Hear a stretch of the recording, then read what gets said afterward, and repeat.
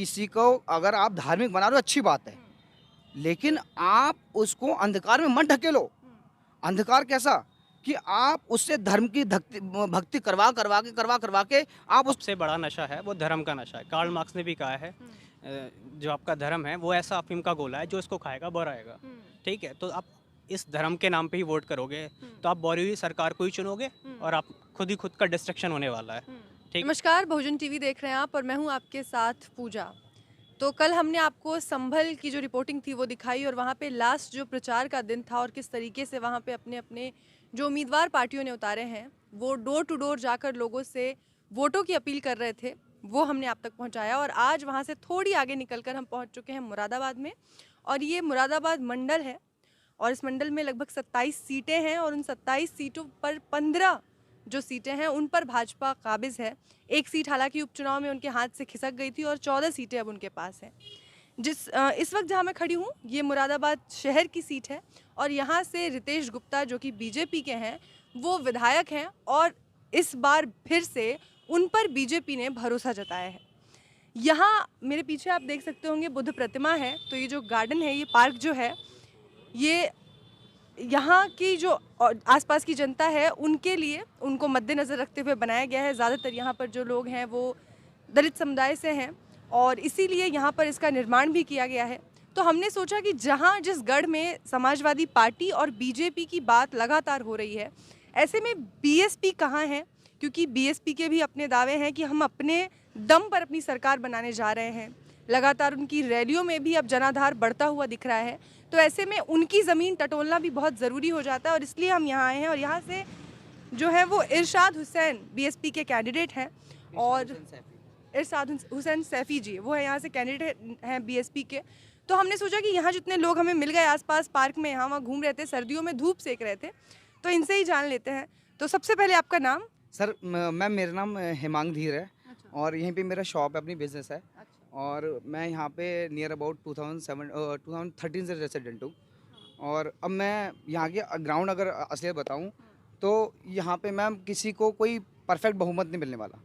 यहाँ पे कोई बहुत मतलब कि बड़ा कंसिस्टेंट है मामला कि क्या सपा की तरफ जाएं या बीएसपी की तरफ जाएं, क्योंकि यस मैम, क्योंकि बीजेपी को यहाँ पे लाइक नहीं कर रहे हैं लोग। इसलिए नहीं कर रहे हैं वो, मैं सिर्फ अपने एक इस जगह की या समाज की बात नहीं कर रहा, मैं यहाँ पे जो अदर ओबीसीज हैं, अदर बिरादरी हैं, इन सब की बात कर रहा हूँ। यहाँ पे एक प्रॉपर इनको नहीं मिलने वाला और शायद कहीं ना कहीं टक्कर जो है हमारे सपा या बीएसपी में ज़्यादा है। किसी एक पर्टिकुलर समाज से हूँ तो मैं किसका भलाई करूँगा। अखिलेश के समय भी अच्छा था कुछ काम, लेकिन अगर मैं कंपेयर करूँगा एक पूर्ण बहुमत की सरकार से जो सबसे पहले बहन जी लेकर आए 2007 से, तो मुझे उनके कार्यकाल में, मैं छोटा था, मैं उस समय शायद 12th पास कर रहा था, लेकिन मैं तब भी इतना एक्टिव था, पॉलिटिकली एक्टिव था, मैं पेपर पढ़ता था, तो मुझे तब से आज तक दिखा है कि उन्होंने ऐसी ऐसी यूनिवर्सिटियाँ खोली हैं जो आज तक ये योग्य तक खोल नहीं सकते। एक विकलांग बेचारा जो घूम रहा है वो उस यूनिवर्सिटी पढ़ रहा है और वो कहाँ जा रहा है, करोड़पति के उसमें बैठ रहा है। ये सोचने वाली बात है। दूसरी चीज़, अरबी फारसी यूनिवर्सिटी, अरबी फारसी और उर्दू यूनिवर्सिटी आपने कहाँ देखी है? शायद तेलंगाना में एक आधा होंगी और हद या फिर ये आपके एक आधा कॉलेज उलूमा टाइप के देवबंद की तरफ होंगे या फिर, और लेकिन यूनिवर्सिटी नहीं है। और वो बहन जी की यूनिवर्सिटी बनाई हुई आज इतनी रामायण पढ़ाई जाएगी ना, विश्वविद्यालय खोले जाएंगे रामायण पढ़ाने के लिए। मैडम मैं एक चीज़ मानता हूँ कि देखो, किसी को अगर आप धार्मिक बना रहे हो अच्छी बात है, लेकिन आप उसको अंधकार में मत ढकेलो। अंधकार कैसा कि आप उससे धर्म की भक्ति करवा के आप उसको बेरोजगार बनाए रखोगे।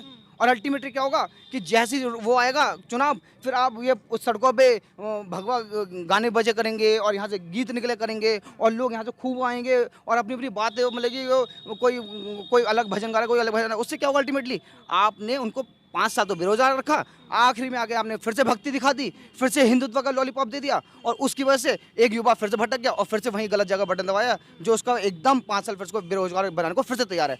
और मैं तो ये कह रहा हूँ कि अगर इस देश में अभी 5 साल जो सरकारें चल रही हैं, केंद्र की है और राज्य की है, मैं कह रहा हूँ अगर ये 5 साल और आ गई तो ये बेरोजगार युवा और जलील होंगे, इतने जलील होंगे कि इन लोगों को खुद को अपने अपने माँ बाप की आंखों में नजर देखने में गुस्सा आएगा कि यार हम कर नहीं पा रहे कुछ, क्योंकि आधों की तो उम्र खत्म हो गई। आपका नाम क्या है sir? Ma'am I am Saurabh Singh. Saurabh Singh. आप क्या करते हैं? मैम मैं इंजीनियर हूँ। अच्छा, इंजीनियर है तो जॉब करते हैं कहाँ? नहीं मैम, बीटेक एमटेक हूँ अच्छा एंड जॉबलेस हूँ। अच्छा, बीटेक एमटेक है, जॉबलेस हैं, तो ये तस्वीर है उत्तर प्रदेश में फिलहाल। हाँ मैम, मेरे साथी बहुत हैं, रेयरली कोई जॉब पे है। रेडी जॉब पे, तो अभी आप क्या कर रहे हैं? घर चलाने के लिए कुछ और करते हैं? मैम कोचिंग पढ़ाता हूँ बच्चों को। कोचिंग देते हैं आप जी बच्चों मैम। को? तो जिन बच्चों को आप कोचिंग दे रहे हैं, कल को फिर वो भी ऐसे ही आएंगे डिग्रियां लेके फिर घर में बैठ जाएंगे? सही बात है, बिल्कुल आप कुछ नहीं कर पाएंगे जब यही जो प्रेजेंट गवर्नमेंट आती रही या यही बेकार कूड़ा कबाड़ा गवर्नमेंट आती रही तो यही होना है। अच्छा, तो ये कूड़ा कबाड़ा गवर्नमेंट है, तो आपके हिसाब से बेहतर कौन है फिर? बेहतर कौन है?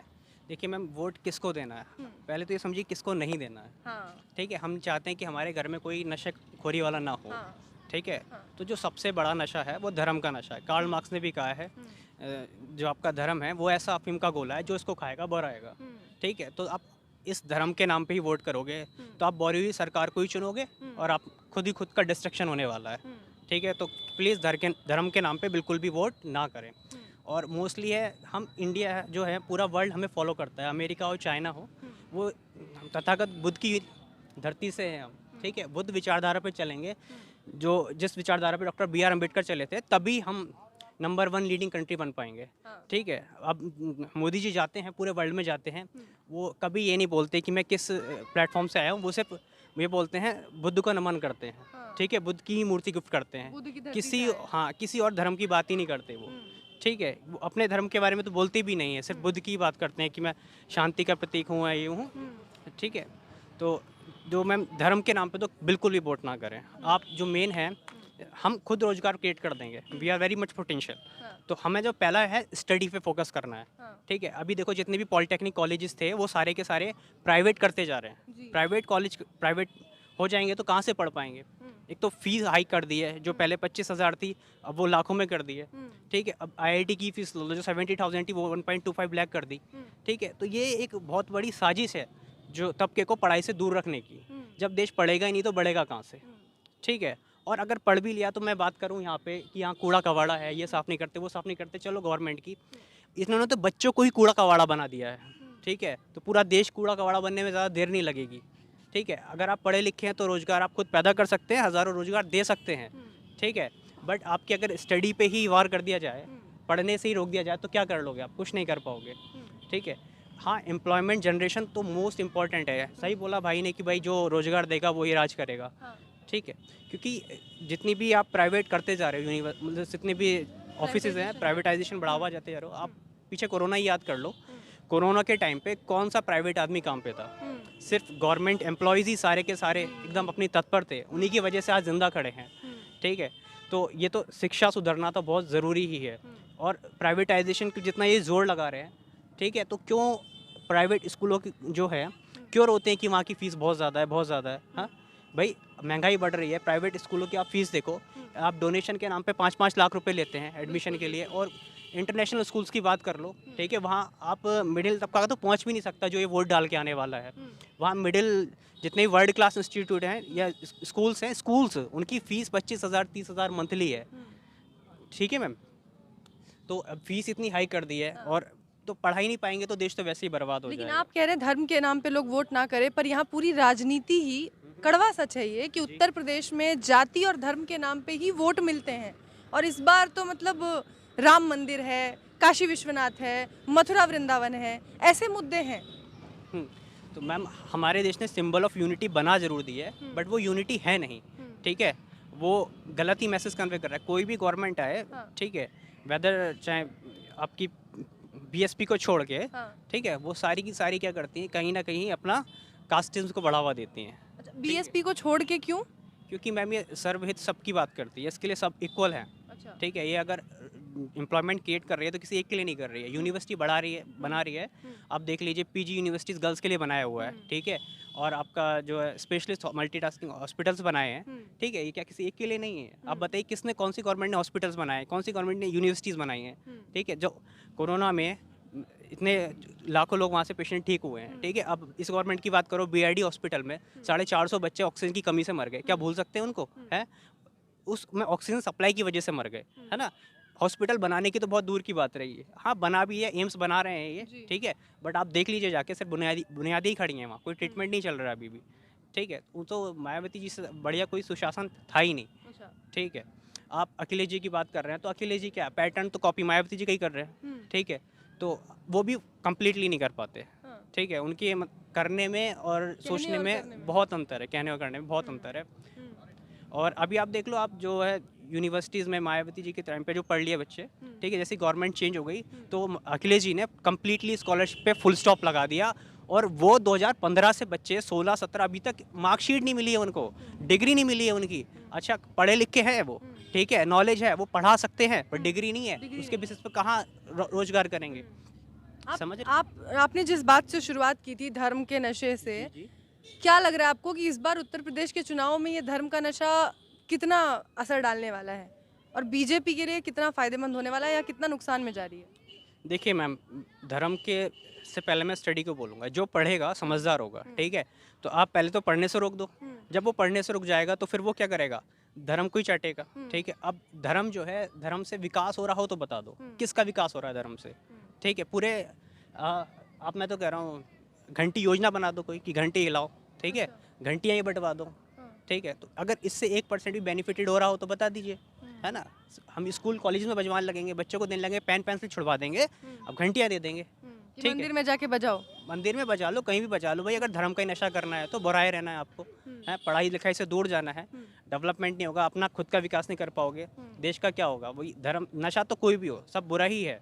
और रही बात इसकी कि इनको कितना बेनिफिट होने वाला है, देखो ओबीसी जो कैटेगरी है, ओबीसी कैटेगरी है, कैटेगरी क्या कहूँ, मूर्ख कैटेगरी बोल लो, ठीक है। 1-2% ही यहाँ इसमें ढंग के होंगे, क्योंकि ये 57% के है आज की तारीख में। ओबीसी यूपी में 57% है। ये ओबीसी ही डिसाइड करेगा कि भाई किसकी सरकार आने वाली है, ठीक है। और ओबीसी कहीं ना कहीं जो है धर्म के मामले में अंधा हुआ पड़ा है ये, ठीक है। तो अगर ये इसका ब्रेन वॉश जो करा हुआ है बीजेपी ने, ठीक है, मंदिर बना भी दिया, ठीक है यार, मंदिर हमारे घर में है, हमारे भगवान माँ बाप घर में हैं, ठीक है, उनसे बढ़ के कोई मंदिर है, उनसे बढ़ के कोई भगवान थोड़ी है। उनके लिए सोच लो, पहले अपने लिए सोच लो, पढ़ाई के लिए सोच लो, अपने रोजगार के लिए सोच लो, ठीक है। अब ये हिंदू मुस्लिम करोगे तुम, जिस दिन हिंदू मुस्लिम के नाम पे नेताओं के घर जलने लगे, इनके बच्चे मरने लगे, हिंदू मुस्लिम होना बंद हो जाएगा देश में, ठीक है। ये तो आपके और गरीबों के और मिडिल क्लास है ये लोग जो ये झंडा लेके चल रहे हैं और आगे तलवारों से कटते हैं, ठीक है। तो ये इनका सिर्फ आप समझ जाओ, नरेट कर लो कि ये सिर्फ धर्म का कहाँ से कैसे फ़ायदा उठाने वाले हैं। तो ये ओबीसी जो है मूर्ख अपने आप को थोड़ा सा सुधार ले और अपने बच्चों के हाथ में कलम दे दे उस तलवार की जगह, तो ये धर्म का नशा ज़्यादा देर टिकेगा नहीं और डेवलप ही करेंगे हम। मतलब ओबीसी कैटेगरी को देख के आपको अभी भी डर लग रहा है कि बीजेपी की सत्ता आ सकती है? जी मैम, ओबीसी ही है ऐसी, देखो नाव है एक में, सब लोग बैठे हुए हैं उसमें, अगर कोई भी एक छेद करे तो डूबेंगे तो सभी ना। सभी, बिल्कुल। जी, तो ओबीसी बहुत मेजर रोल रखती है कि कौन सी पार्टी आने वाली है। जी। तो इसमें ओबीसी